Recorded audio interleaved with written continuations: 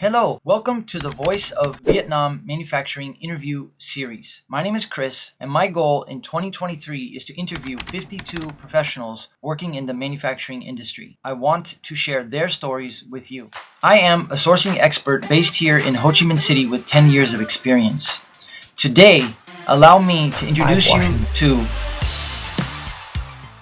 Okay, well, let's talk about blending because, once you solve the scaling issue to give a nicer hands feel, it's natural to start blending, if anything, just to get something new, just to be able to offer the customers something new by saying, oh, it's blended with viscose, or it's blended with cotton, or it's blended with nylon. Tell us a little bit about what's going on in the blending world, and what's your personal opinion? Is it necessary to blend, or is it better just to stick with 100% wool and use the proper treatments to get the best? Depends on the use you want to do of it.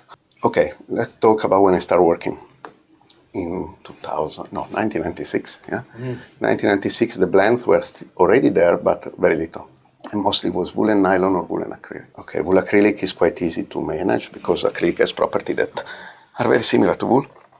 And wool and nylon was in low percentage, like 80% wool, 20% nylon, or 90% wool, 10% nylon. I think it was about 2000.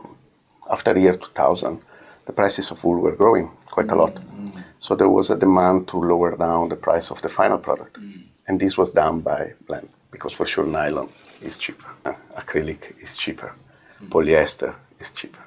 And then, let's say in the last 10 years, 10, 12 years, polyester was moving a little bit into the technical fiber market. We're not talking about polyester in general anymore. We're talking about Thermolite, Coolmax, or other fiber name that have a different physical property.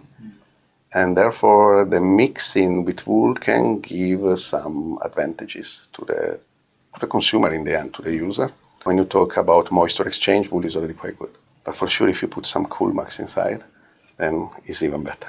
Or, antibacterial fiber or other things. So let's say that it was a trend that was just exploding.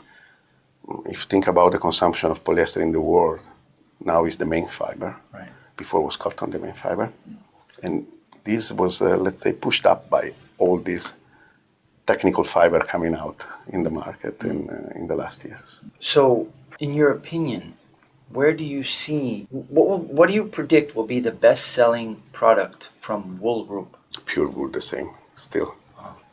Still. Wow. Yeah. I guess if you're going to go with wool, you might as well go pure, to get the maximum effect. And it's almost like if you blend it, you're like selling out. Yes, but in the end you can blend it also with cashmere, for instance, or you can blend it with linen, or you can blend it with other things. It's not necessarily that you're losing the purpose. For sure, when you blend it with polyester for a cost issue, then you have a product that is a little bit different. Yeah. Thanks for listening. Is your business struggling because of delays out of China or quality control issues in India? When is a good time to explore Vietnam and get answers to your questions?